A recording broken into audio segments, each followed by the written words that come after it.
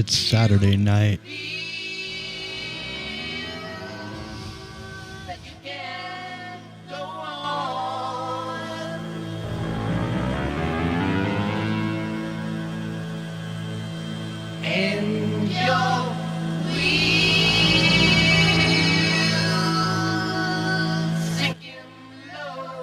My name's Jimmy. It's freeworld.fm. Just believe and you can't go wrong. In the light you will find the road. You will find the road.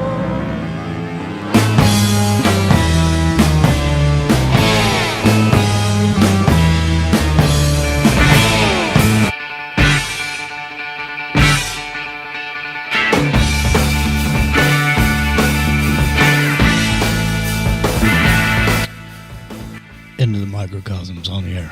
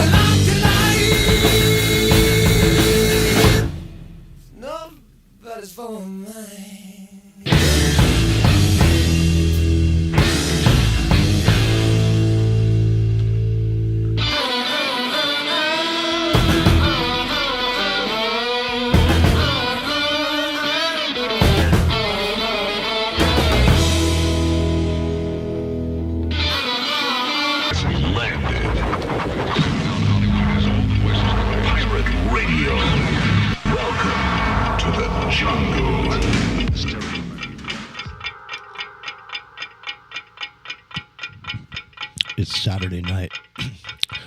Rock in Rio. Are you there? I am here. Stand by.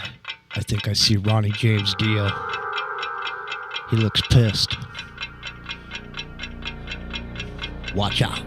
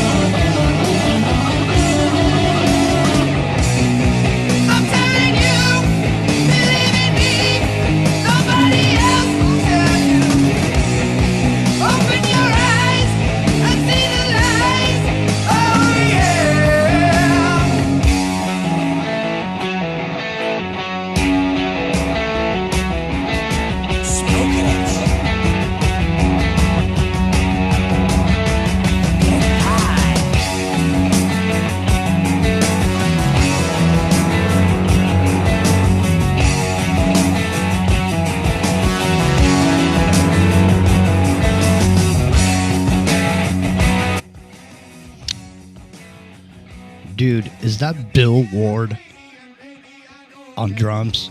Or is that Carmen Apps? I think that's Bill Ward. Damn. He is out. He's out. Look at this. This is so old that we're watching the video on YouTube over there on freeworld.fm. And this video is the original video for this song. And what I find interesting is the T-shirts on the people in the front row. They hadn't even... There wasn't even merch yet. Like, they made their own T-shirts that said Black Sabbath on them with letters, you know. I mean, there was no merch then. These dudes were just up there rocking their asses off for, like, I don't know, how much did they make back then? Like $8,000 for a show. You know, I don't know what they made 8 back to in the 15. 70s. You know what you should do? See if you can pull up the what they paid people at Woodstock. Wait till you see too, because I mean, you know, you worked with Homeboy, but I mean, all the people on there. I think he might even be on there, on that list. There's a list, and you'll see that certain people got a lot of money and certain people didn't. It's trippy. I don't know how they came up with, you know, how to pay each person. You know, I think they just offered everybody a certain amount. now Like I know Richie didn't make hardly anything at Woodstock. That's what I mean. But I mean, I think there's certain people made money and other people didn't. And when you see that the ones that made money and the ones that didn't, you trip on it. You're like, whoa. Yeah, there was like one group of people that made like a couple $100, and then there were a few people that made like thousands. And then there's now here. Did you pull it up? Are you gonna pull it up? I'm looking. Yeah. No, it's definitely there. I've seen the actual. There was a picture of the notebook that the promoter had, and it was one of those. You know, it was one of those spiral bound, you know, notebooks. Whatever is all written in there. And I tripped on it, just because. I mean, you know, the other thing is too. Whenever you see that. The song Woodstock was written by, what's her name? I can't think of her name now. But anyway. You're not talking about Judy. Judy who? Judy Collins. No. It's, Janice. No. Hang on. I'll think of it. Anyways, point is, I was shocked at the amount of money that people got paid back then. Yeah, I see the picture you're talking about here. Oh, the guy's notebook? Yeah. So Blood, Sweat, and Tears made $15,000. Mm-hmm. Hendrix made 18. Yeah. Joan Baez made 10,000. CCR made 10,000. Levon and the band made 7,500. Janis Joplin made 7,500. Airplane made 7,500. Sly and the Family Stone made 7,500. Canned Heat made 65. The Who made 62. Yeah, The Who, $6,200. Richie made 6,000. Damn. Arlo Guthrie made 5,000. Richie got 6, and The Who got 6,200. Man, that's pretty good when you think about it. For some reason I thought Richie made less than that, but no. No, and that was. I know Richie actually made all his money after Woodstock because of the whole situation there. He ended up being the first guy on stage because he was the only dude that was there with just himself and a guitar, so they could helicopter him up to the stage. He wasn't actually supposed to be first, but he was the only guy that they could put on at that point because they couldn't get through the crowd. That's funny. What did Country Joe and the Fish make? That's what Amber in the chat. Is she on there?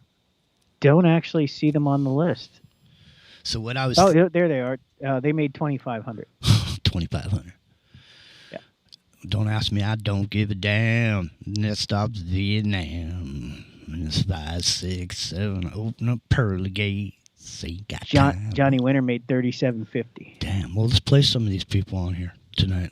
You know what, man? I'm sick. You want to have a little Woodstock reunion here? Dude, I'm sick and tired of being sick and tired, to be honest. I just want to have some fun tonight. So, listen, I was bringing this up. Joni Mitchell was what I was talking about. So Joni Mitchell wrote the song Woodstock. Right. And then she was going to go there and sing Woodstock. But she gave it to her friends, Crosby, Stills, Nash, and Young. And so there's this there's a live performance that she did in a studio in 1970 when she was I've seen that. Yeah, when she's in her prime. And there's the beginning part of I'm going to play the video on YouTube so you can see her face and you can see how she looks, and because there's this moment where she's telling the story about writing this song and wanting to be at Woodstock and how it didn't work out. You could tell that she was really, really hurt, man, that she couldn't be there to sing this there. You could tell just by looking at her when she's telling the story. You could just feel it in her that it really hurt her feelings, man. She said this song meant a lot to her, and she really, in this performance of it, she really, I mean, it's really a great performance also. All right, let me see if I can get rid of this here. So, yeah, Johnny Winter. I mean, these people are not going to be anymore, in the future. I mean, moving into the future, will be some dudes playing some weird, futuristic, instruments. You know what I mean? I mean, most every one of these people is gone by now. Yeah, I mean Hendrix is gone, right? Yeah, obviously. Janis is gone. Jefferson Airplane. I guess Gracie's still around. Yeah. She got clean and sober back in the 90s. But Arlo, Ritchie, Crosby, Stills, Nash and Young. Is any of them still around? I don't know, man. I think Neil Young might still be around. Yeah, Neil's around. Ravi Shankar, Johnny Winter. I know a couple of the guys from Country Joe and the Fish are still around, but I know the band is not. Mountain, well, Leslie West and Corky are still around. They're still out touring.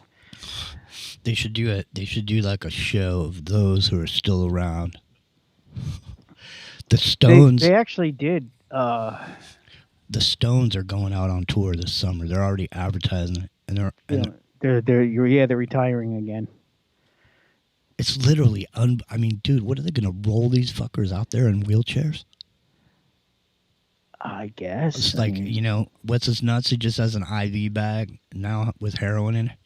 He's just sitting out there. Oh man, there's no heroin in that bag, man. It's the secret battery pack, because he's been dead since like 1976, dude. I know.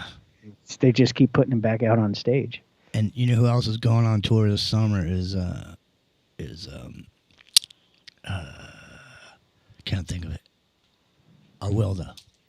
This next song that I'm going to play is about one of these pop festivals that they've been having around the world lately. It's one that I didn't really get to go to. I'd been playing the night before in Chicago with a band, friends of mine, Crosby, Stills, Nash, Young, etc., and it was their first professional appearance, and we were all kind of excited about it. And the next night, we were supposed to all play in Woodstock. Okay, so the night before Woodstock, she was playing at a club with her friends, Crosby, Stills, Nash and Young, etc., etc., etc. Now in Chicago, so and that was their first professional gig, she just said. And also, for me, from an analytical perspective, the way she said Crosby, Stills, Nash and Young, and the level of smile on her face as she said it, in that moment when she was talking about it, I would think that she's involved with somebody in that band. Was she ever involved with somebody in that band? That I don't know. Well, let's take a listen to this, and we'll find out. See if we can sniff it out. And I had to do a TV show the next day, so I kind of got left behind because they were having problems getting people in and getting them back out again and everything. So I stayed home in New York, and I watched it on television all day and saw everybody there playing and singing, and it was really a nice festival, I guess. I mean, does she not just seem like almost like a little girl, man, at this moment? I mean, sort of, you know what I mean? What does she seem like she seems almost like a little girl in this moment, man. Yeah, she's got that. There's something. She's like a teenager. Yeah, yeah. Like a giddy teenager. Exactly. It's weird, man. All right, here she comes. Looks of everything, and Well, I wrote a little song for my friends to sing and for myself to sing as well, and it's called Woodstock. It goes like this.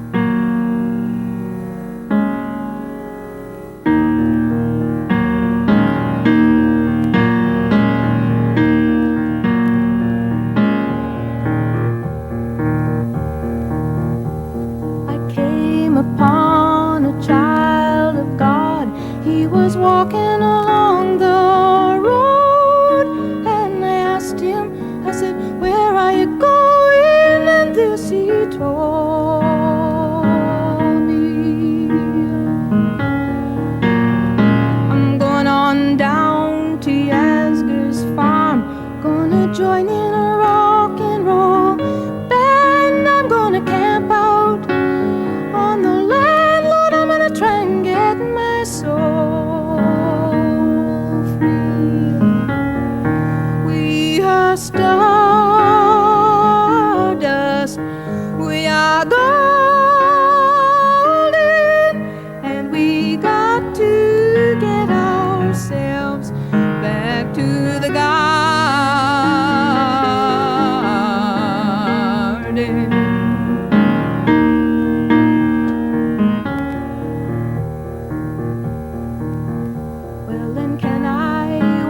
Beside you, I have come here to lose the smog, and I feel to be a cog in something turning. Well, and maybe it is the time of year, or maybe it's the time of man, I don't know who I am, but you know life is for learning.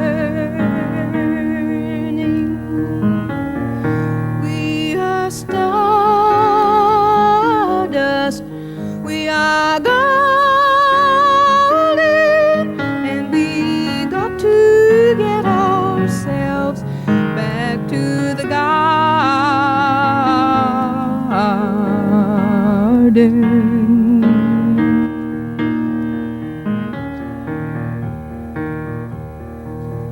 By the time we got to Woodstock, we were 500,000 Rock and Rio. strong, and You know what I'm saying? there was song in a Literally, I swear to God, man, I sometimes when I'm hearing this and I'm watching it, it literally brings a tear to my eye. Just hits the right notes, man. You know what I mean? Yeah. But, you know, I mean, she's just a woman and a piano right there. No electronics, except for, you know, the microphone. But other than that, you know, no special enhancements necessary. And the thing about it is, too, she's like, yeah, you know, I wrote this song, blah, blah, blah. I mean, she's sitting in a room with Crosby, Stills, Nash and Young, et cetera, et cetera, et cetera, whatever that means. And she's like, hey, you guys, I came up with this song. Check it out. What do you think? And she just sits down, you know. You know what I mean? Yeah. I'm just saying, she wrote the lyrics, she wrote the music. There she is, you know. She goes, hey, guys, I wrote the song. Boom, boom. You're in a room with people like that. You're in a room with Crosby, Stills, Nash and Young, et cetera, et cetera, et cetera. You're the kind of person that could write a song like that. Yeah, on the spot, right? In a few minutes. So, interesting. It's all a matter of what, I guess, in the crowd of people you run with, right? Well, So, if you look at the list of the people who played that festival, a lot of them were just, you know, a voice and an instrument. You know, Joan Baez was like that. Richie, obviously, just a man and a guitar, right? So is Arlo. You know, some of those guys just that was their thing. Obviously you had the full bands like Crosby, Stills and Nash and Santana and stuff, but a lot of that scene, that's what part of that scene was just, raw music, just a person and an instrument, Hmm. a couple people and a handful of acoustic instruments. Yeah, there was I don't know. There's something about 1970s that just really. I mean, I'm so happy that I was alive to be alive then. I'm lucky to have been alive in a certain period of time. At a certain age. You know what I mean? Hmm. Because it's never going to be like that again. Those days are gone, and they're never coming back. I mean, they can come back if we just, bust in here now, and, here she is, Joni. We are stardust, billion-year-old carbon. We are good. Did she just say, we are stardust, million-year-old carbon? Billion-year-old carbon. You know what I'm saying? Yeah. Look at, it's 1970, man. They're already talking about carbon. They were talking about it back then because they got older, and then they became political. Maybe that's why the same thread runs through everything at this point.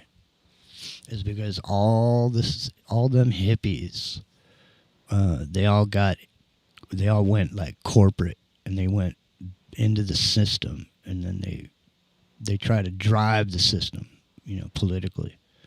They're all in there in the background, all these people, and then they set up these whole organizations that think the same way they do. So even if they go, it doesn't matter because the mission. Maybe that's why it is.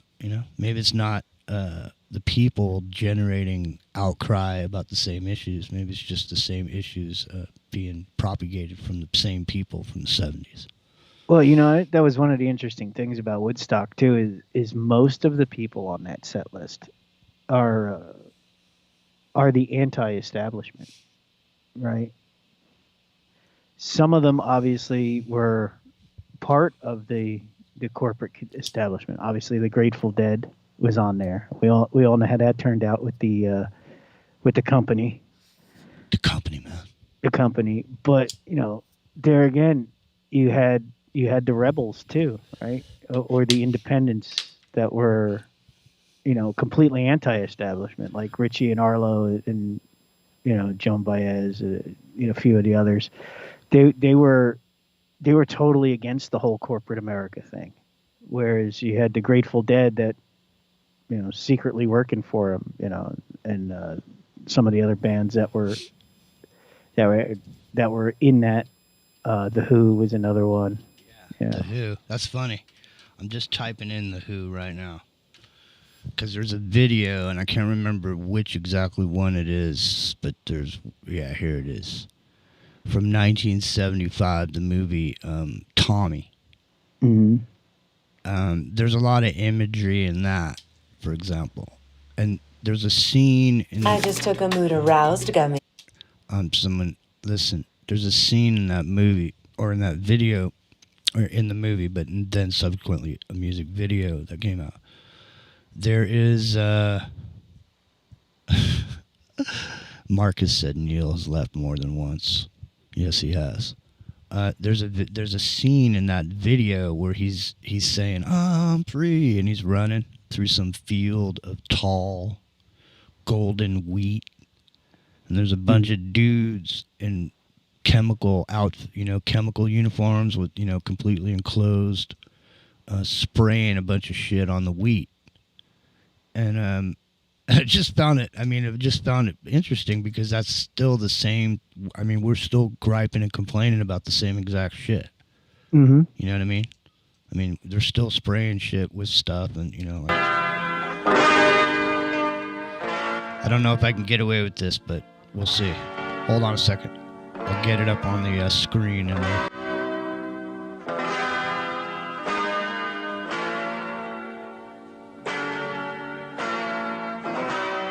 I did notice this. I did notice that he was holding the sun. He was looking at the sun, and what I noticed, Rock and Rio, about it was distinctly was that it was yellow. Here, let me back that shit up. Look at the sun, man. It's yellow. Look at it. It was yellow when it was mellow. Look at it. The sun was yellow and the sky was blue.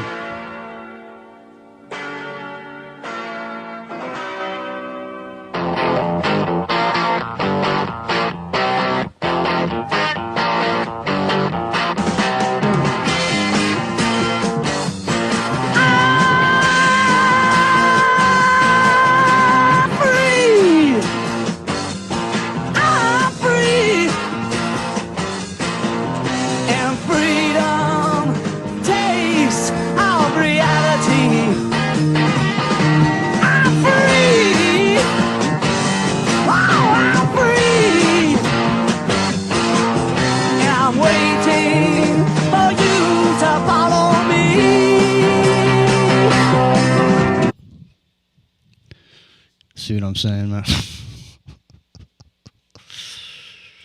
There they go. The Who, the $6,200 man. $6,200, huh? 62.5, I think it says. 62.5. 62.50. Where is it? Yeah, 62.50. If I told you what it takes to reach the highest high, you'd laugh and say nothing's that simple.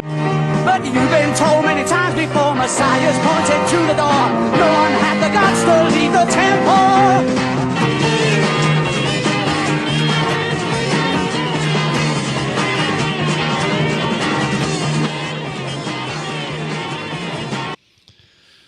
Wow. The director's vision for that video. He's running down the beach, and there's a bunch of cars parked right at the shore, at the edge. And as he's running by, they're flashing. First you see the rear view of the car, and then they flash on the front view, and it's a bunch of people sitting behind the windshields. Bunch of hippies. Mm-hmm. You know, it's just interesting concept video. I'm not real sure. Did you see Tommy?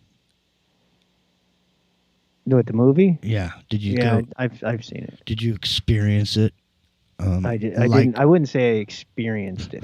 Yeah. Well, did you go to Quadrophenia? No. Never went to that.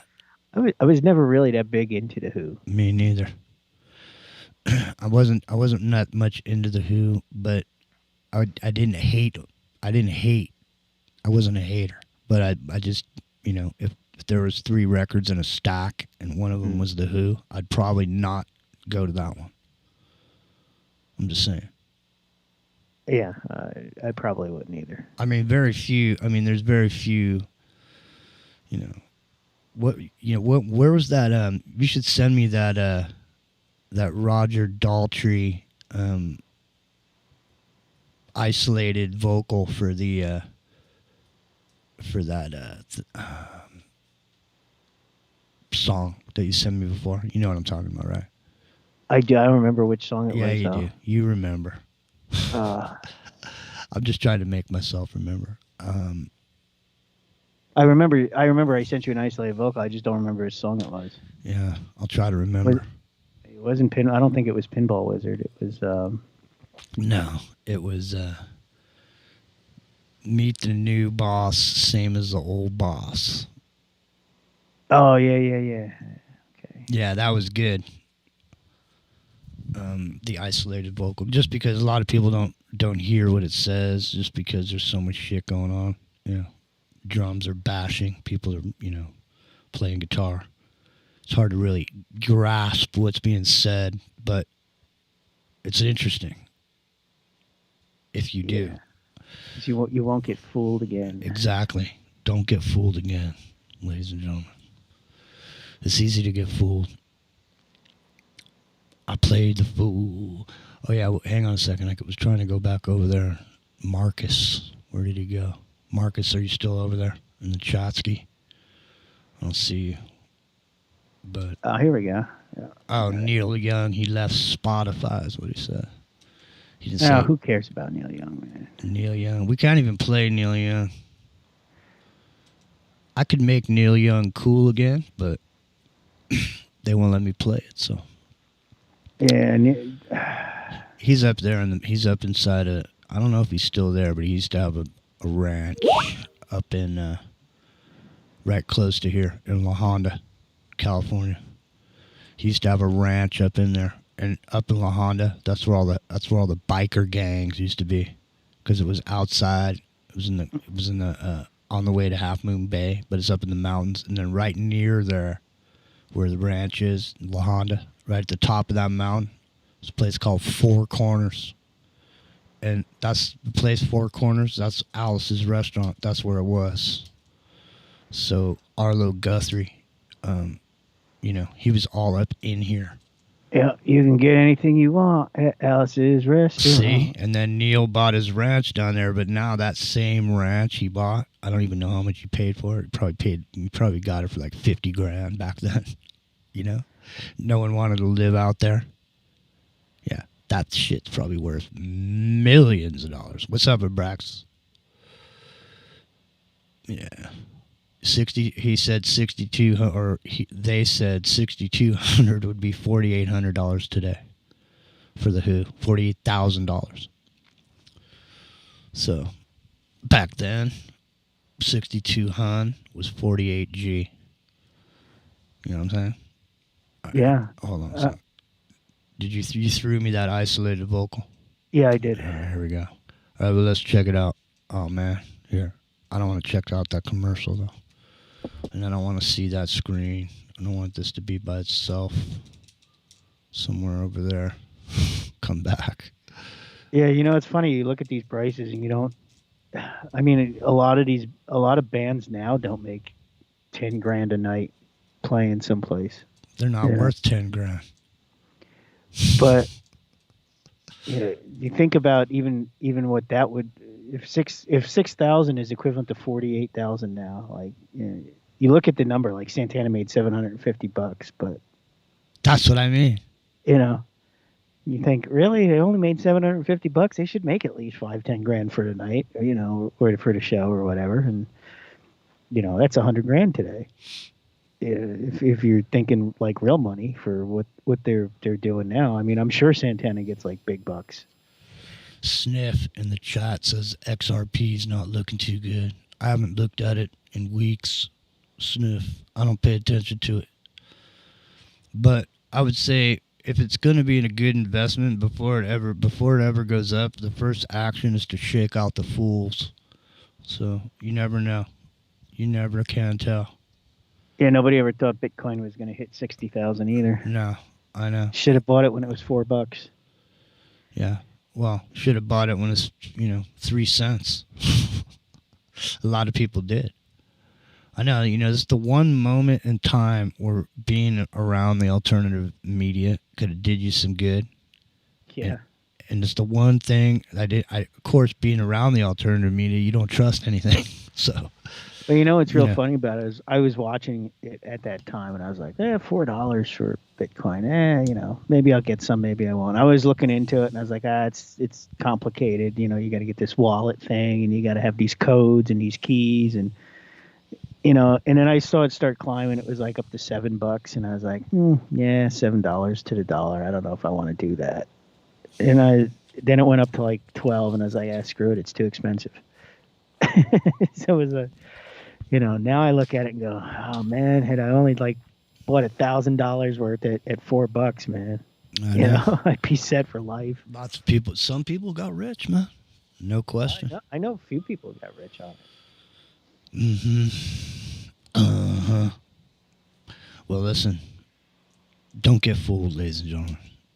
We'll be fighting in the streets with our children at our feet. And the morals that they worship will be gone.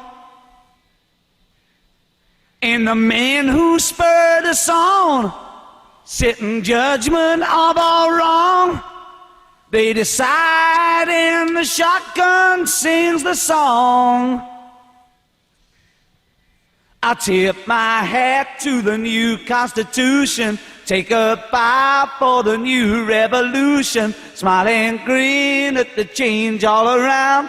Pick up my guitar and play just like yesterday. Then I'll get on my knees and pray. We don't get fooled again.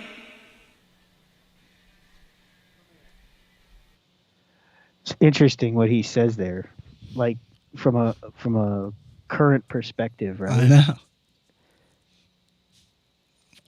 I know. And the ones who spurred us on will sit in judgment of our wrongs. They're like, go, Rio, go. You know? Yeah. Throw that Molotov cocktail.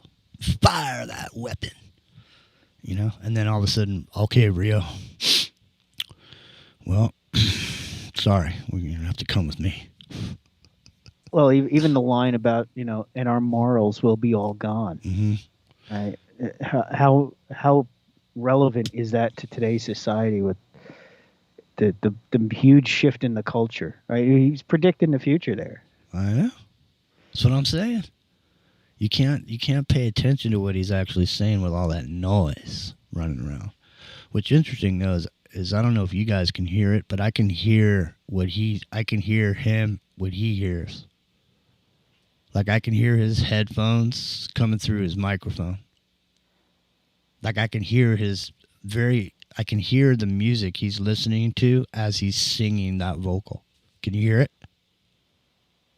Yeah. I'm sure there's a trace of it on that track. That's what I mean. I can hear his headphone in his vocal mic. That's sick. These are good headphones. They're not very expensive either. Audiophiles. Yeah, they are good headphones. Yeah, really good. I have some nice Sony headphones, really nice Sony headphones. I never even use them. These are really good. All right, let's listen to it again, man.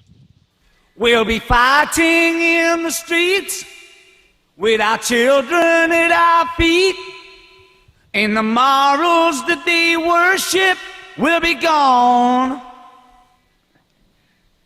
And the men who spurred us on sit in judgment of our wrong. They decide and the shotgun sings the song. So tip your hat to the new Constitution, Rio. Yeah, exactly. Bow a knee to the new revolution. Smile and grin at the change. See, and that's a sarcastic line, right? Smile and grin, like suck it up. Yeah, exactly. Put on the gray jumpsuit you bought down at Target. And, or khaki, whichever your choice. You can be khaki, or I wonder if your level in society will depend on what color your jumpsuit is. If you're wearing a khaki, a blue, or a white jumpsuit. There's 3 colors, man. When in a prison or in jail, all the prisoners, they wear different color. They almost look like what you wear in the operating room kind of shit. Oh, like scrubs? Yeah, they almost look like scrubs, and depending on what your status is, you get a color. So if you're just a regular Mo in population, orange. You're in protective custody, you're wearing brown. You're hardcore, like murder, something like that, red.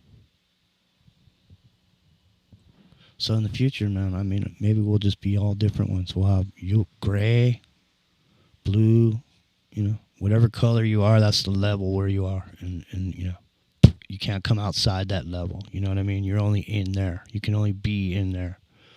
Yeah. You saying that, I'm thinking the movie 1984, right? That was based on Orwell's book. Mm-hmm. If you look at how they were all dressed, they were uniformed very similar to that. Mm-hmm. They had their colors.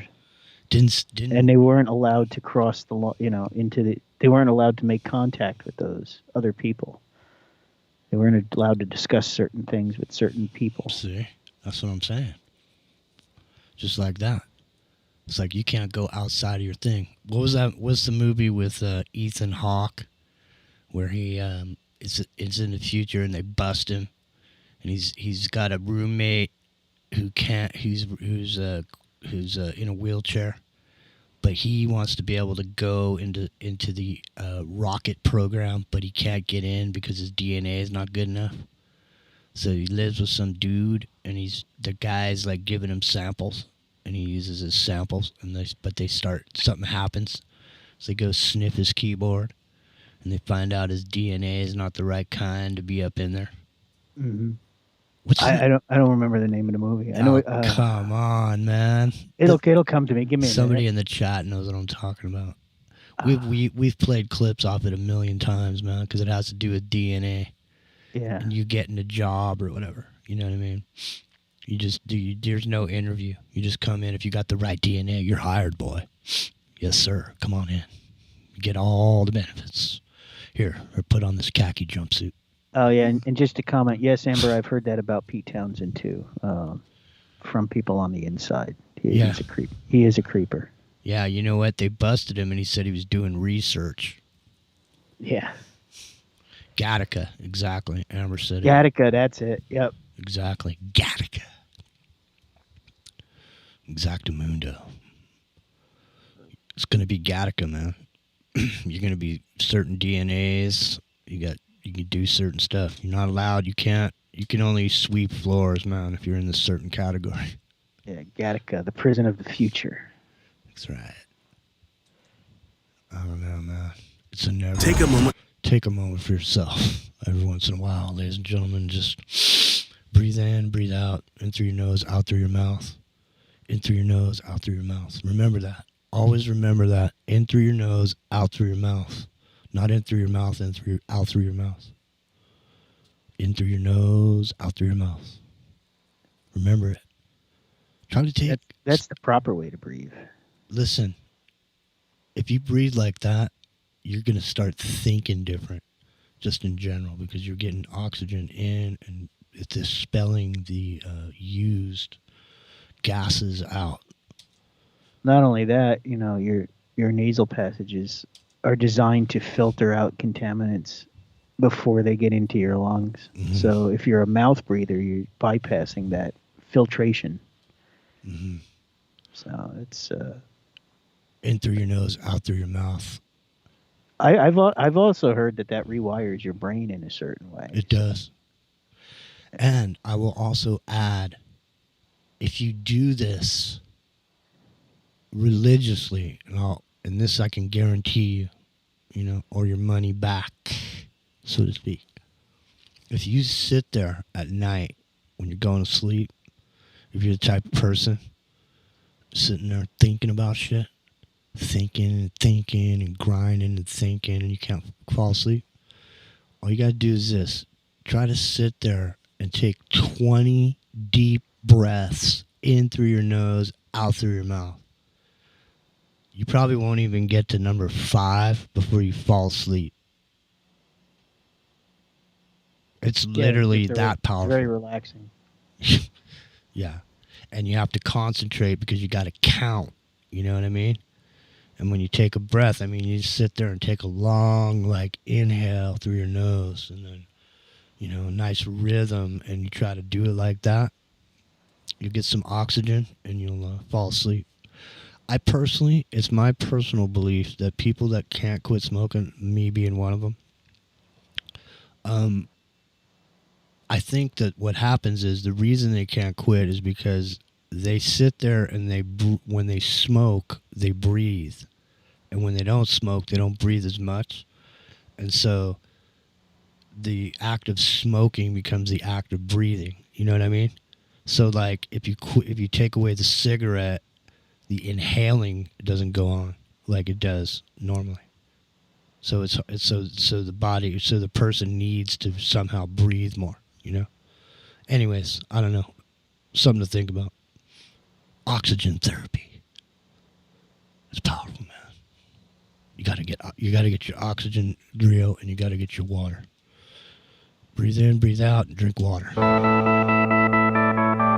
It's spiritworld.fm. It's Saturday nights in the microcosm. Rock and Rio's here. I'm here. You're here. We're all here. So, breathe Breathe in, breathe out. Repeat. One foot in front of the other every day. Keep going. Don't get fooled again.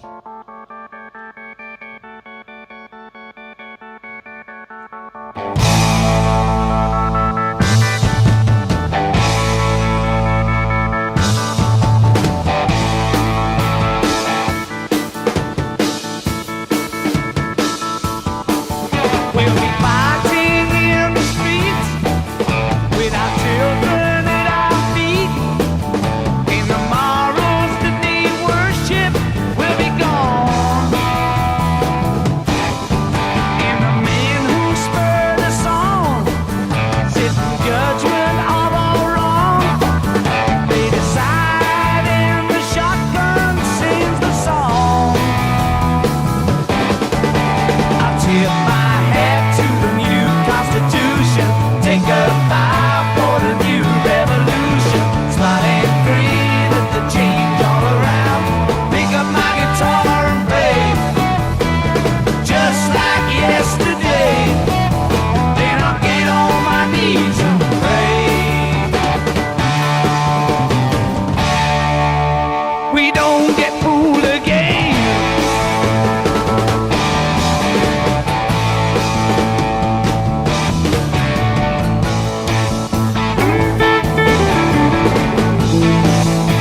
Every day, rain and mud and granola, or whatever people were eating.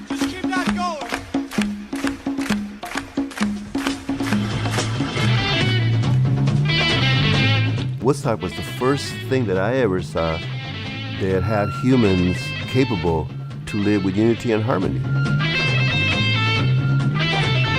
It left an incredible impression to me. The only thing that I remember is praying my first mantra that I invented at that point. It says, God, please help me stay in tune and on time. That was my mantra. Fortunately, I trusted that my muscles have memory and they will remember where the guitar to go to play those melodies that we were playing. But that was my first experience of a bona fide mantra. Sly Stone came on around 2:30 in the morning. Everything was backed up. It was a divine disaster area. For me, he had the best energy, the best presentation, 2:30 in the morning, And then Jimi, of course, Jimi Hendrix. And then everybody else would have to fight for third place with Santana. You got to change your evil ways, baby. Woodstock was a door to walk into another dimension of our lives. And I just feel really, really grateful. Baby, and every word that I say is true. You got me running. That was Carlos Santana talking about soul sacrifice at Woodstock. Now, how much did you say old Carlos got? He's $750? $750? Yeah, I think so. $750. Damn. Now, I'm wondering, was there? I'm just rolling over in my mind, and I'm thinking to myself, there was a lot of the bands that were on Woodstock seemed to be under the wing of one Bill Graham. Yeah. Do you notice that? Do you know it's a correlation between a bunch of the bands that were under the wing of Bill Graham are all up in there? Mm-hmm. Now, was he affiliated? What was that prick's name that did Woodstock? Was that Michael Lang? Yeah. Now, Yeah. was he affiliated with? Type those two names in and see if they come up together. Him and Bill Graham. Because there's a connection here that may be one level above him, but ties Bill Graham to him. Because there's a specific group of people that seem to be putting this out, this whole thing. But there's just amazing performances maybe that happen. I mean, like I say, I'm not really much of a... when they They did like this director's cut of Woodstock, like back in the Obviously, 90s. they knew each other somehow because I have a picture of them together at Woodstock. Oh, is that right? Yeah. All right. Photo of the day: Michael Lang and Bill Graham backstage at Woodstock '69. See, man. Look at that. See, Bill Graham was he didn't just happen by accident. You know what I mean? Well, what's even weirder is that Michael Lang died on Bill Graham's birthday. Damn. So this all came up when you typed their names in together? Yeah. That's what in the independent media, we call that research. Oh, really? Yeah. We researched it, ladies and gentlemen, and turns out there's a major connection between... I did actually get to meet Michael Lang. Did you really? Yeah, at Yasgur's. Not the official Woodstock 50 that was supposed to happen. That kind of flopped. I forget where they were holding that, but we went to Yasgur's farm, to the original Woodstock site. For the anniversary, I went with Richie and Arlo, and Michael Lang was there, and it was pretty cool. Man. You went with Richie and Arlo? Yeah. Get out of here, man. Yeah. Did you smoke? To be honest, I was supposed to be. I went with a couple friends of mine, so I got there and said, hey, Richie's got me on the list, and they had no list. What list? Right? And so I said, well, look, man, What do you mean you just call Richie up and ask him, and he'll tell you that I'm supposed to be here. And he's on stage. I was like, well, then I need to get in there.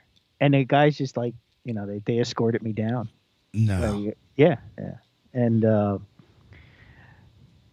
was pretty cool. And it turns out that they even turned Richie's daughter away. They wouldn't let her in. Jesus. Because she was, they couldn't find the list, but they let me in. That's crazy. And how much did it cost? It's like $7. No, well, it was like 20 something, I think. They putting you through the ringer back in the day for like $6. Yeah, remember those days, man? Can't come in here.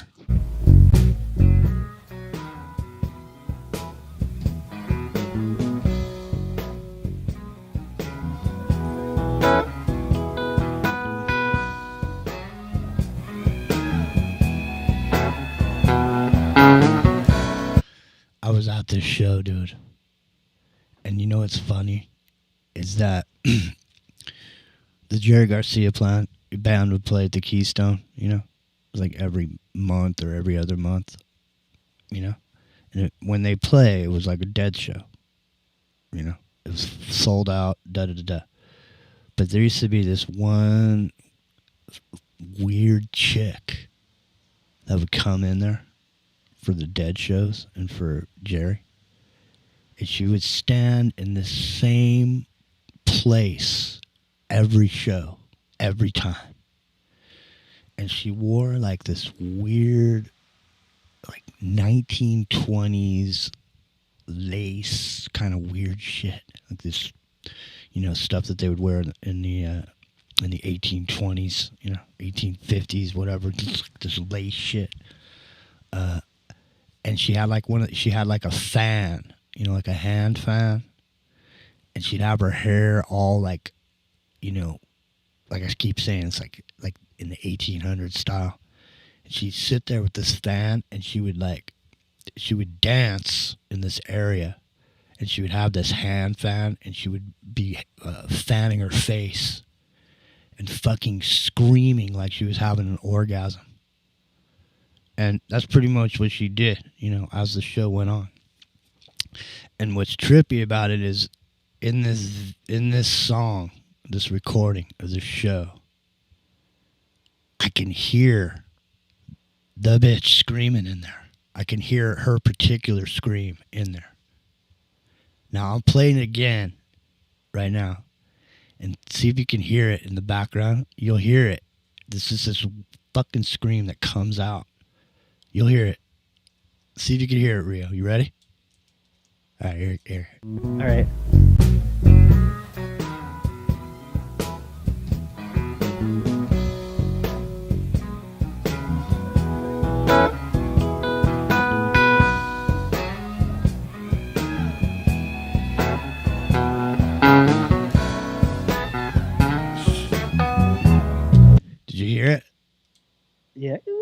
Yeah, it was Whatever, just going. It goes on for like a minute, or not a minute, but it goes on quite long. Here, I'll do it again. I'll play it again. Here you go.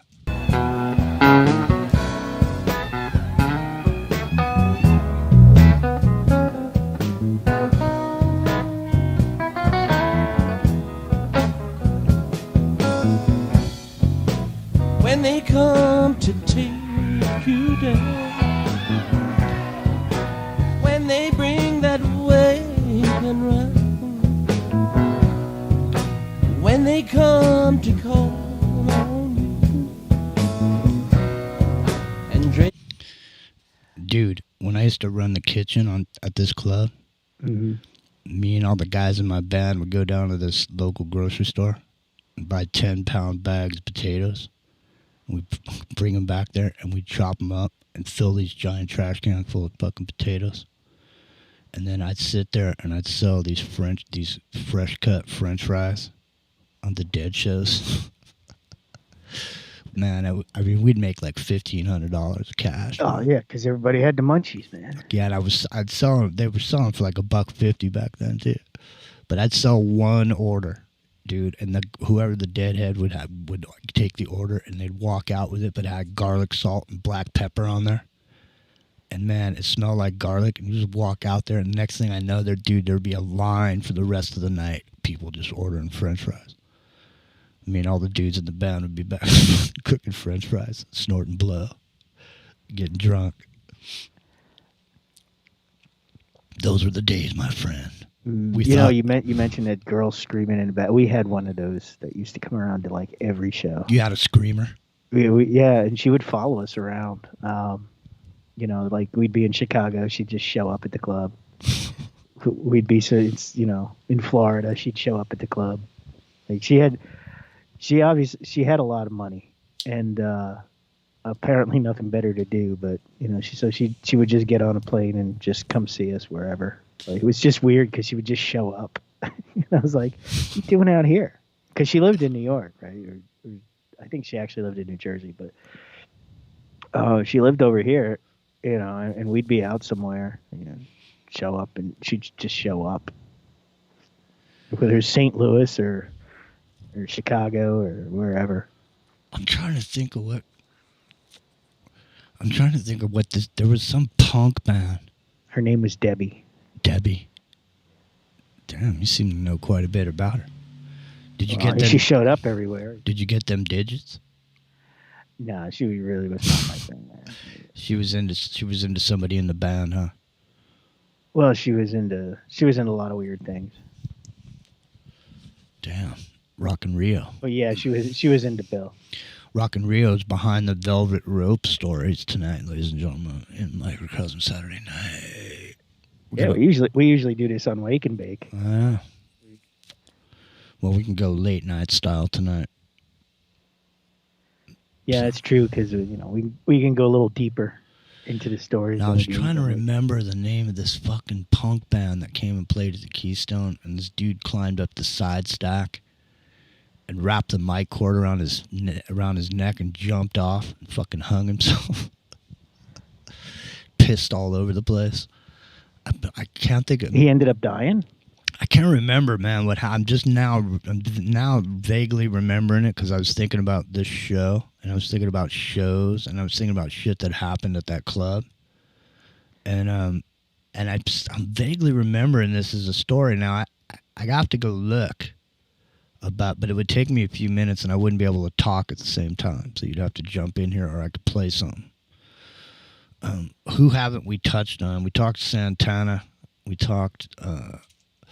Who else did we talk to? We talked about. Who else did we talk about? Well, we talked a little bit about Crosby. Yeah, I got short-term memory loss because I live in California. The Cramps. It might have been. It could have been the Cramps. The Cramps. I'll have to go look. Everybody, listen, man. When the punk scene was happening. People don't talk about the punk scene in San Francisco too much, but there was a fucking giant punk scene in San Francisco. The Maboo High Gardens, it was called. It was right across the street from the San Francisco club, the sister club to where club that I worked for, the Keystone family. We had the Stone in San Francisco on Broadway, and right across the street was the Mabuhay Gardens. And it was a shithole, and everybody played there. All the punk bands played there. All the Jellos and all these fuckers, Black Flag, all these people. Jello Biafra.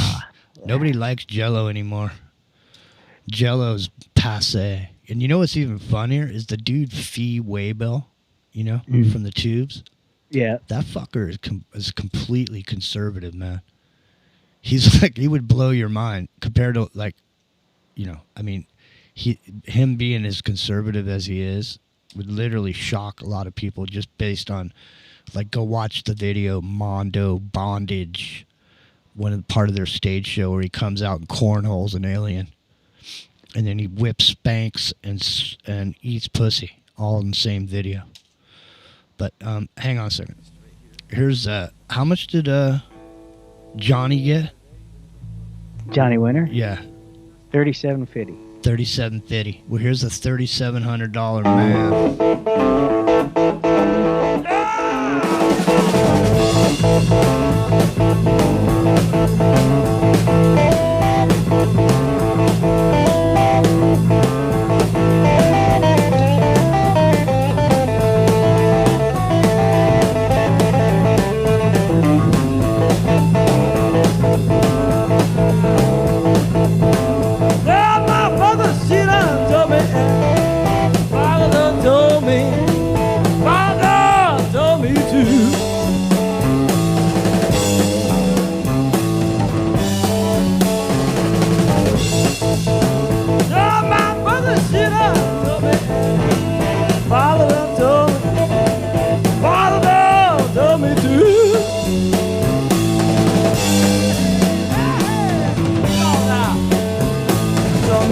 Sound a little bit by yourself.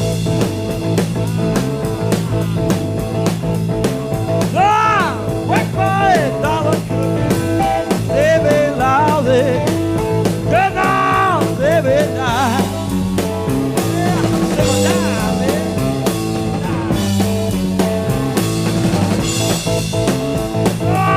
Work for $1, good now, baby, lousy. Good now, baby, die. Hey, ain't nobody worried, man. Ain't nobody crying. Yeah, we'll play a little while for you now. Yeah.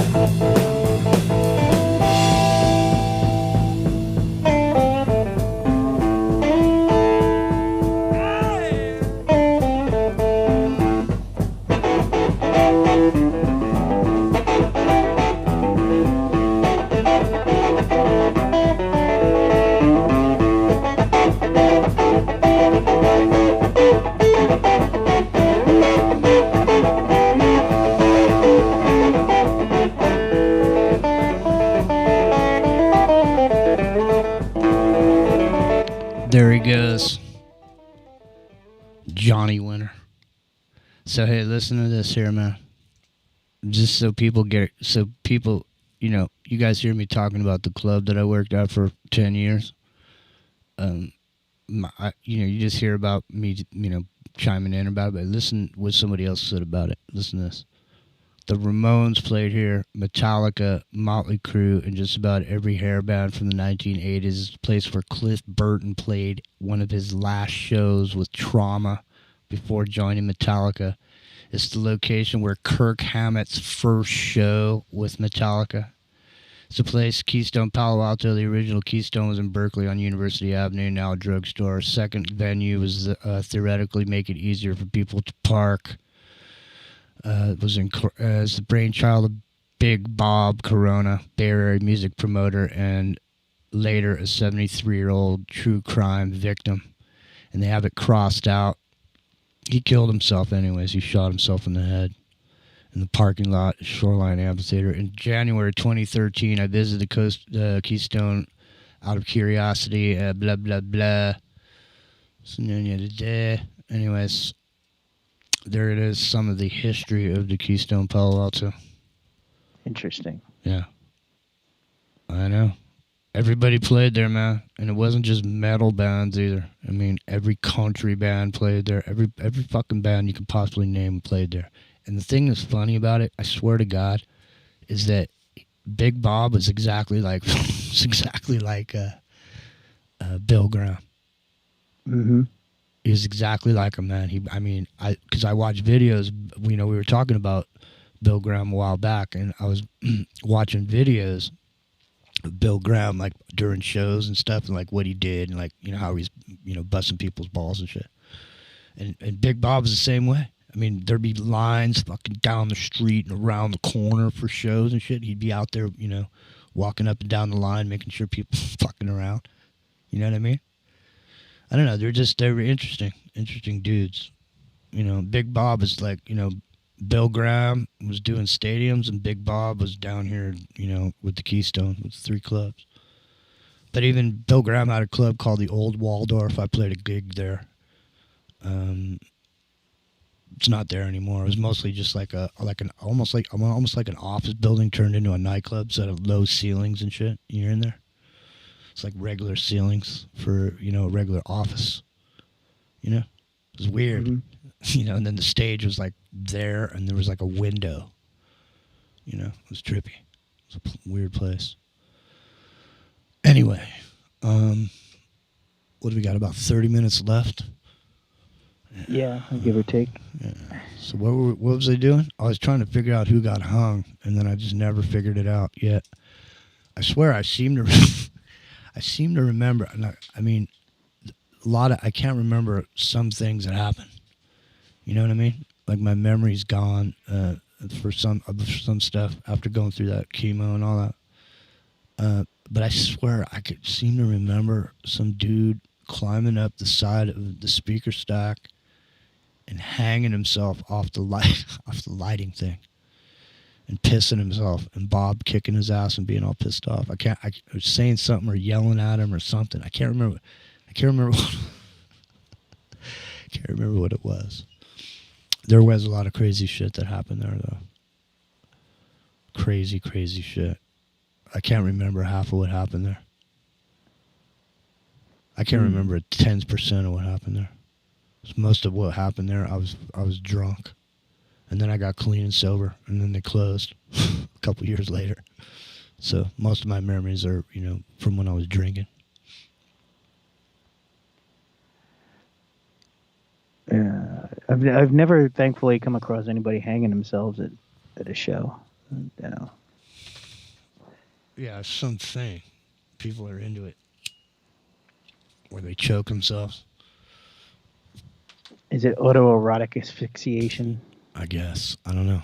It's like in Full Metal Jacket, where he puts his hand there. He goes, choke yourself. Not with your hand, numb nuts. My hand. Oh, Jesus. You know who we never really seem to hit on, and somebody that I've got some experiences with too is Mountain. Yeah. Right. They were on that Woodstock bill, and nobody really ever talks about Mountain, but they were really like one of the forerunners of rock, man. When you listen to it, Black Sabbath always gets the credit for being the first heavy metal band, the first popular heavy metal band. But Leslie West was right there too, man. Mm-hmm. And even if you listen to Eddie Van Halen, Eddie was a big Leslie West fan. Let me ask you this question: a lot of those riffs, man, are pretty dark, man. Was Mountain fat guys? Leslie was pretty big, yeah. All right, well that's probably why they didn't make it. Well, what do you mean he didn't make it? Yeah, he made it. Well, he made it until when did he die? Probably about 10 years ago, give or take. No, I'm saying he didn't make it like get fame. You said he doesn't get the credit, but Black Sabbath does, and I'm just saying Ozzy wasn't fat. Oh yeah, that's true. I'm just saying what happened to Heart? I mean, Heart was like one of the biggest bands in the world, and all of a sudden the girls got a little heavy. Yeah, because Annie Wilson, she got a little heavy, and then all of a sudden, what happened? Yeah. They tossed her aside like an old, shoe.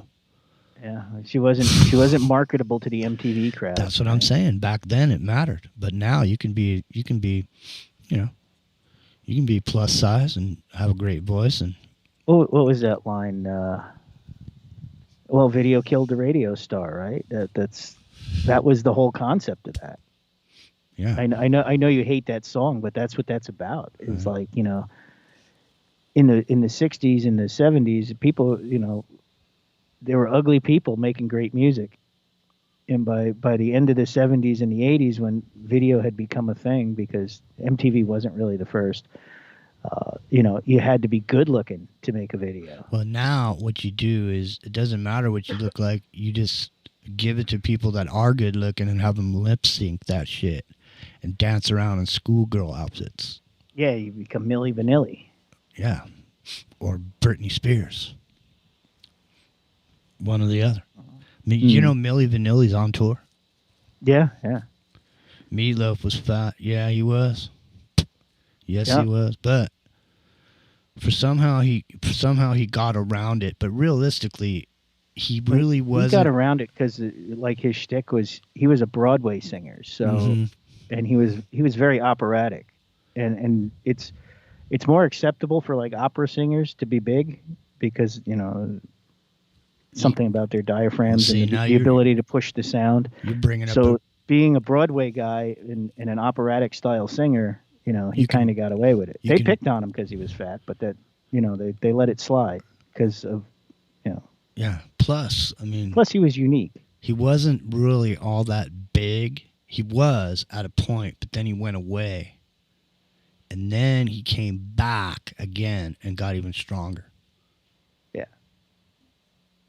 What was it? It was like but Paradise. when he was doing Bat Out of Hell, he was pretty big, man. Yeah, that's what I mean. Paradise by the Dashboard Lights and all that. Yeah. Well, the Tubes had a version of Paradise by the Dashboard Lights of their own. It was called "Don't Touch Me There." I think it was like a X-rated version of Paradise by the Dashboard Lights. Yeah, it was. Yeah, I kind of remember that. Yeah. Yeah. Well, they had so did Meatloaf have a stage show too that went along with his operatic?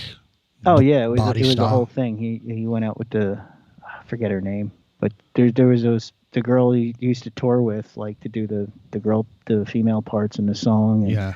It was like a Broadway show. It was like a Broadway rock opera, like his tour. So that's one of the reasons people liked him, is because there was a lot of visual to go on with it. It was it was more than just a band standing there singing or performing. It was there was lights and activity and motion that went along with it. Wasn't like remember that band Bachman Turner Overdrive? Yeah. They were kind of weren't they a little plus size models? I think they were. Isn't that the politically correct way to say that? Plus size models? So they were plus size models, weren't they? But somehow is it because that song Taking Care of Business? But they don't really get credit for being a hard rockin' act, do they? Really? Not really. Yeah, Randy Bachman was a pretty big dude. That's what I mean. They were plus size. Yeah.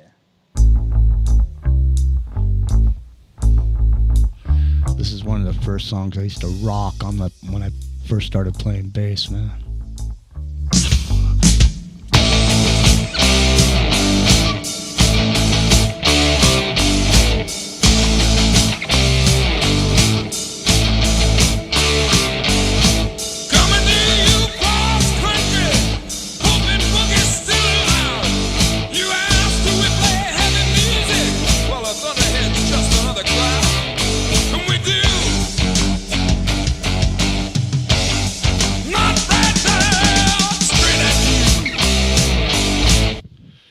Don't you just feel like kicking someone in the face when you hear that, man?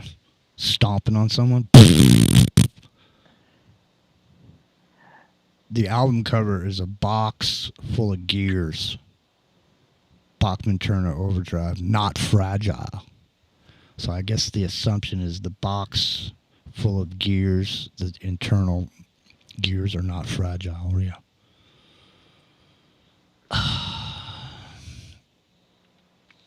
Did you rock that song, though? No. No, I never really played too much BTO stuff. No. I mean, we did. I don't know if I ever played any. Maybe I probably played "Taking Care of Business" at some point, but I hate that song. If I never heard that song again, it would be too soon. In other words, if you're going to play some BTO on your radio station, you should play this. 4-wheel drive, man. Everyone likes 4-wheel drive, don't they?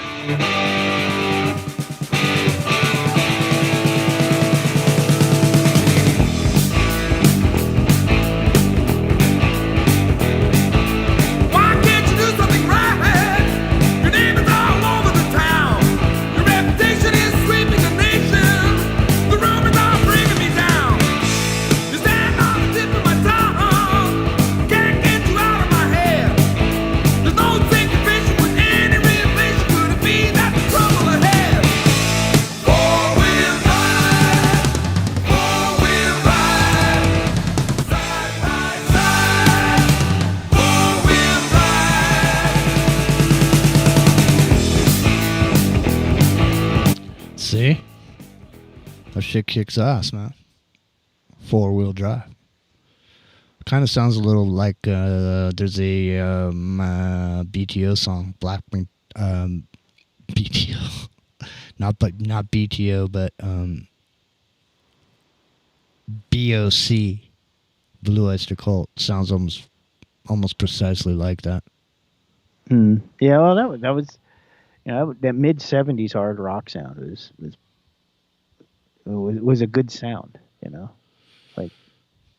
There again is Mountain is a good example of that it's heavy, but it's not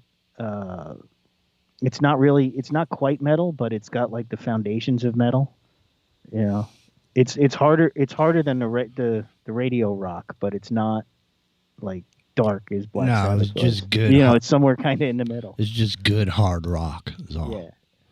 It doesn't have a category. It's just exists in a space somewhere by itself. And a whole bunch of other shit in there with it. This is a whole genre. A lot of it was blues based too, so and even AC/DC, that's kind of what made them what they were. It was just hard rock and blues. Or ZZ Top, same thing. Yeah, they're just churning them out, dude. They were flinging out the records, flinging them out. And some people bought them. Then some people didn't. And those people just went off into the weeds. You're standing next to them at the grocery store. Yeah, but back in the 60s and the 70s, people bought your record because your live act was good. Now people go to see your live act because they bought your record. And a lot of people get disappointed nowadays because a lot of these newer bands can't really play very good live. It's because it's green screen fakers, man. That's why. Yeah. It's green screening and lip syncing. That's all you get now. And now it's even worse. It's just straight up. Because there's auto tune and all correction and digital correction on records. Straight up. Those guys aren't. A lot of those people really don't have any talent. Straight up gasoline, man. Yeah. Man, it's all too much. But, we're just now, believe me, this has been, we're not the first people to say it. As time wears on, people sit there and go, man, this music today is nothing like the music we used to have back in the day. Well, I think every generation. That's what I mean. Everybody says that. Everybody says that. Now we're those guys. We're saying that shit now. Look at it. I'm saying, yeah. Back when I was a kid, well, yeah.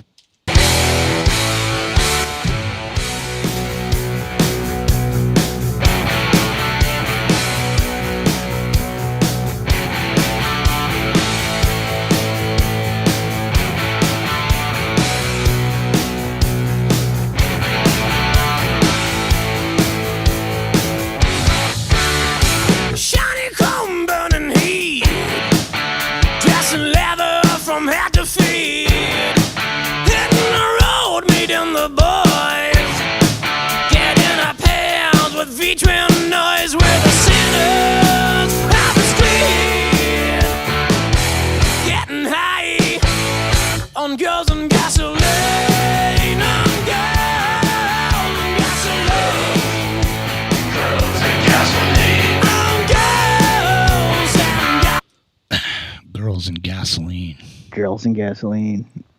Hard Bone. This is Rock and Roll LP. They rock, man. Check them out. Hard Bone. Ronnie James Dio. Yeah. We did the Keystone. Big Bob Corona did a show with Ronnie James Dio and White Snake. Ronnie James Dio was the headliner. And we did it at the Santa Cruz County Fairgrounds for this guy called Rocking Chair Productions. And it was at the beginning of the skate craze, you know what I mean, in the 80s. And so they had this demonstration, was a half pipe at this concert. This thing that was going on. Rocking Chair Productions. And they had this half pipes demonstration, and these dudes were on skateboards and they were skating on this half pipe. And one guy, he fell off his skateboard and shot the skateboard up in the air. And it came as people were partying and shit, you know, and it was right in the middle of where the concert was. And people were sitting around drinking and on their blankets and shit with their ice chests, and they're partying and drinking, having a good time. And this whole skate thing's going on, and this dude shoots his fucking skateboard off the end of the ramp, and it goes up in the air and comes down right in the fucking center of some chick's skull. Oh. Literally. Just fucking... Like she was sitting there 1 minute, taking a hit off a joint, and the next minute... Just minding her own business. Just minding your own business. You know what I mean? Just having a good time at the show. Yeah. So, I actually, when Dio was on that show, I was actually in the front, right, literally in front of the stage, in between the crowd and the barrier. And I was having a beer.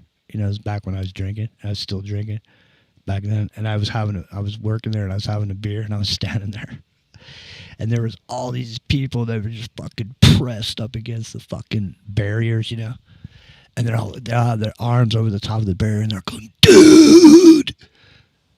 People wanted to drink of my beer, man, so bad, dude, because they were, you know what I mean. They had been waiting up front, and now Dio was on. There's no way they were leaving. You know, he couldn't get nothing to drink. They're all dying of thirst. So I handed my beer over to him, man. I fucking left. But, I mean, it was just the way people were just pressed up against that fucking barrier, dude. It was fucking outrageous. Look, I said dude a bunch of times right there. And I lost 30 seconds. California is showing that. Because all of a sudden I went into dude mode because I'm just remembering the moment. You know, because people were going, dude. You know, reaching for it. And I was just sitting there. And Dio was playing, like, right above me on the stage at the same time. And these people were all like, dude. You know, it's a memorable moment. What can you say? You know, you had access to that area. You should have started selling beers, man. I know. At twice the price. There was a whole hassle there, too, about some shit. I can't remember what it was, but... Besides the head-splitting skateboard accident. That was at Rocking Chair Productions. That was his last concert. He didn't do any more concerts. But Bob was the one that booked in the bands or whatever. And took care of all the, you know, arrangements for the sound and all that. But we didn't have nothing to do with the skull splitting. But he did shows all over. I mean, he did shows in... at Sherwood Hall and Salinas. He did a bunch of tube shows out there. Quiet Riot show. We played on that one. Which version of Quiet Riot? The version. Randy was still around? Yeah. No, it wasn't Randy. It was, okay. Yeah. No, Randy was gone by then. Yeah, I remember when I was Carlos Cravasi was the dude's name. Yeah, Carlos Cavesa. Yeah. Yeah, Carlos Cavesa. He was good too, man. He was a good guitar player. He wasn't bad. And Sarzo, right? Sarzo Yeah. was on bass. Rudy. Yep. Yep. Bang your head, man. Mental health will drive you mad. Balls to the wall. Trying to think the last time I saw Quiet Riot. Actually, the last time I saw Quiet Riot, it was at the Birch Hill Inn in Jersey. That was a great club, man. It was one of the best places to go to see bands because I was like, I was there so much that I just kind of like wandered around backstage, and all the bouncers knew me and stuff. So I got to meet all the bands there. It's where I ran into Blue Oyster Cult when I told you the story about him, running around backstage with the glasses on, going, "Godzilla's coming, Godzilla's coming." But meeting Quiet Riot played there, and I got to meet Kevin DuBrow, like probably maybe a year before he died, and he was a cool dude to talk to. And that was also the place where I told you we went to see Doc, and Yeah. I got left behind by the girl I went with. She left with because Dawn. she got dissed by Don. Yeah. She was so mad. I went to a party with Don Dawkins. He was a cool guy, man. He was I cool. liked Don. He was cool. He was always very chill, man. Like a great guy to talk to and hang out with. I was running the kitchen the night he played, so I had to cook food for all the bands that played there, like dinners and shit, like actual dinners. And so I'd cook them dinner and stuff, and they were having a party after the thing. So he's back there having a drink after the show. He's like, "Hey man, we're having a party at my hotel room. Why don't you stop by?" So me and my guitar player went over there after the show.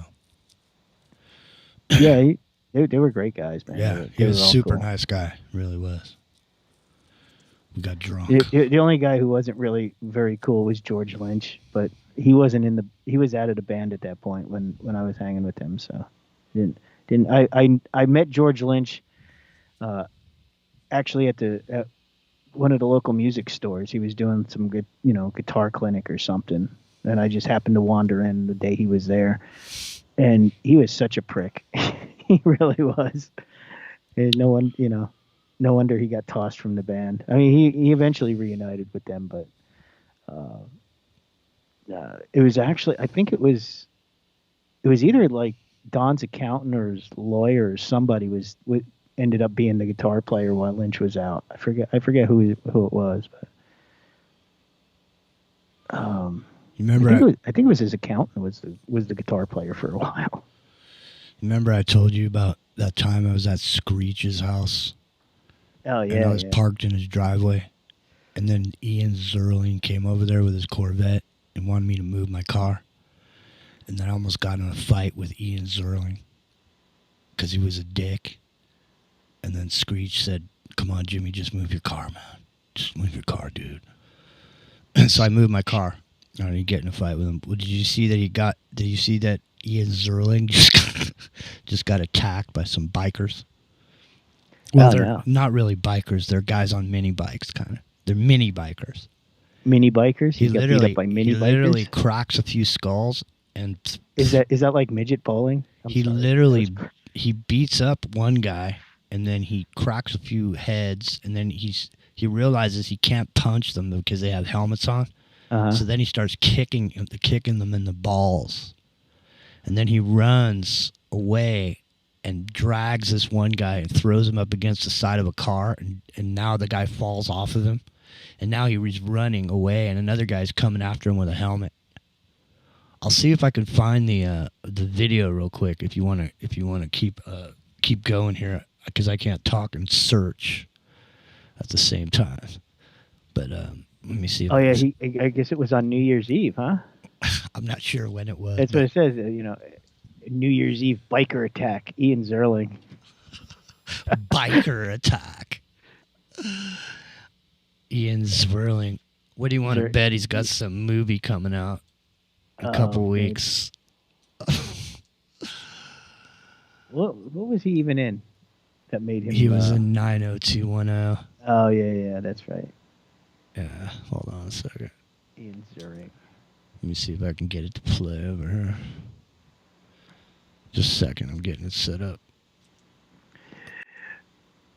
He's relieved to be unscathed after the brutal attack that he had experienced.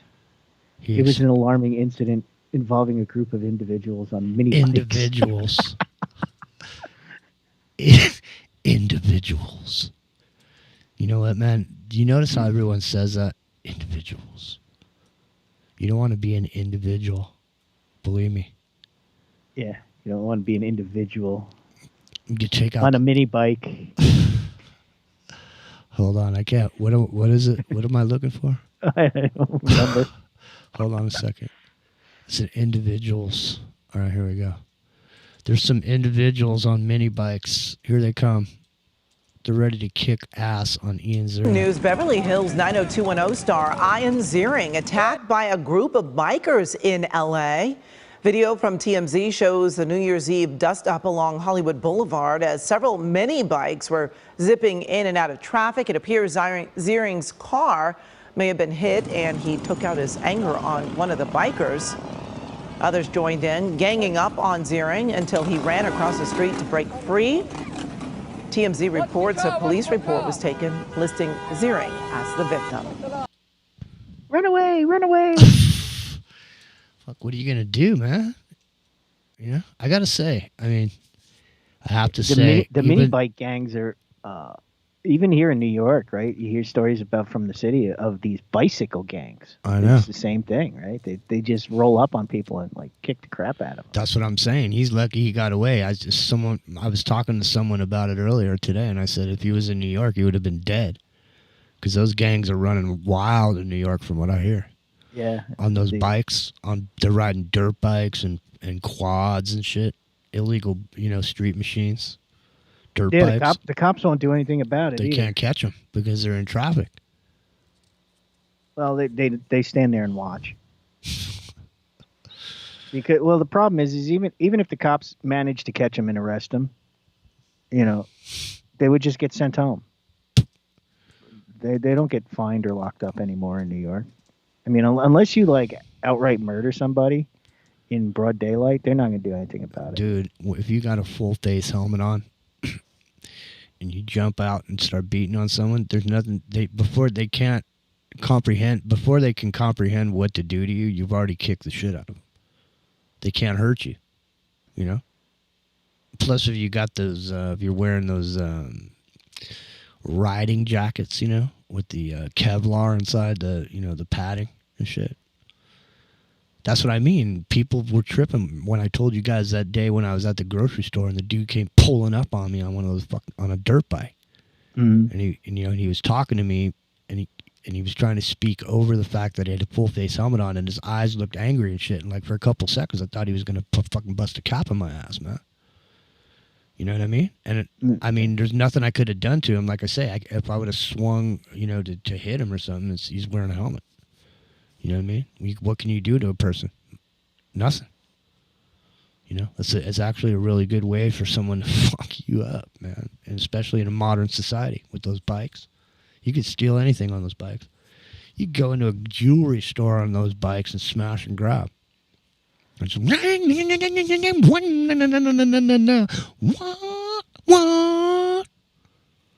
You're gone. Yeah, and you won't get chased down or no way. Nobody do nothing about it. Fuck no. That's part of the problem too.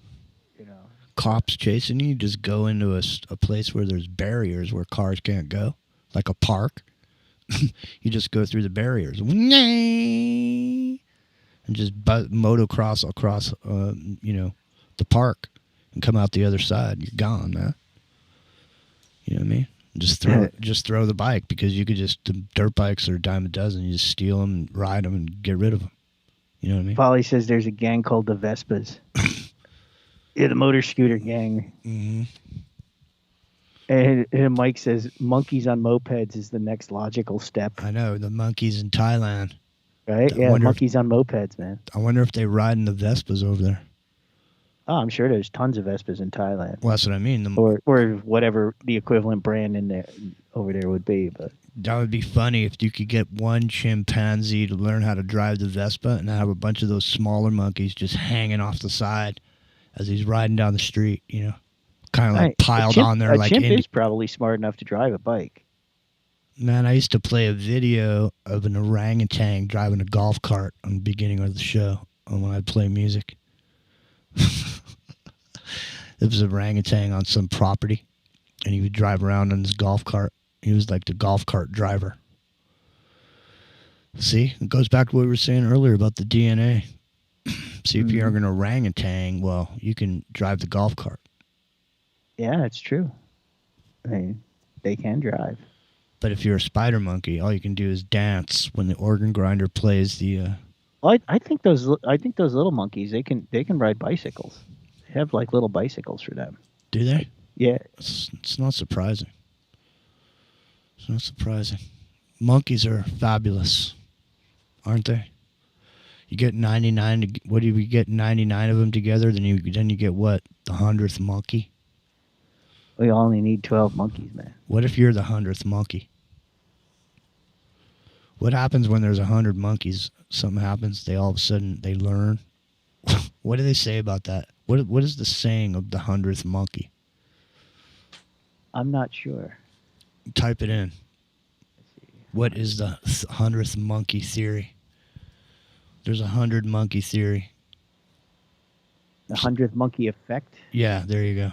What's the 100 monkey effect? 100th monkey effect is an esoteric idea claiming that a new behavior or idea is spread rapidly by unexplained means from one group to all related groups once a critical number of members of the group exhibit the new behavior or acknowledge the new idea. There you go.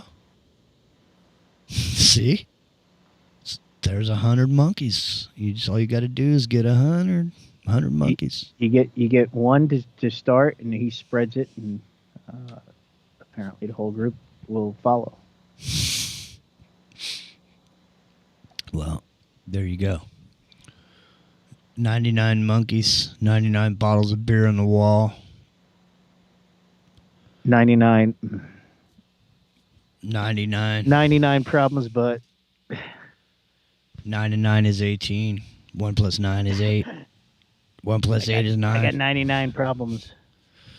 Well, it's 3 minutes till the top of the hour. That means it's time for us to exit stage left from freeworld.fm. Ian Zerling, he got his ass out of there with a quickness, didn't he? He did. I got to say, I got to give him credit, even though I don't like him. I don't like him, and who knows? I mean, I'm seeing the way he handled himself there. Maybe he would have kicked old Jimmy's ass. You never know. You never know. Those things could happen, but somehow I doubt it, because I was sober back then, and he was drunk. So chances are, I probably would have got the drop on his ass. But you never know. It doesn't really matter, does it? No, it doesn't. But we will be back tomorrow, 8 o'clock a.m. Pacific for the Wake and Bake. It's freezing cold, raining here in Santa Cruz Mountains. Yeah, it's snowing over here. It's snowing? Yeah, last I looked out, it was a couple inches. Jeez. Well, we were supposed to get 2 feet today. I think we were going to end up with about 6 inches or something like that. But all right. Yeah, so it's not so bad. Well, watch out. We'll see you tomorrow morning. I'm Jimmy. Rock and Rio, say goodnight, bro. We're out of here. All right, good night, everybody. Catch y'all tomorrow.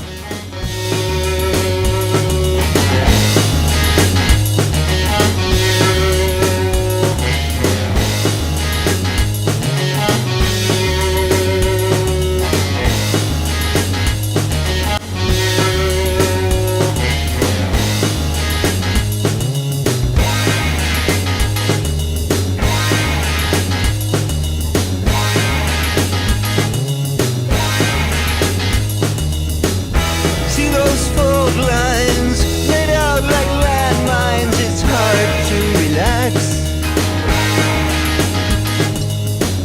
A promise broken, the ground breaks open, love falls through the cracks.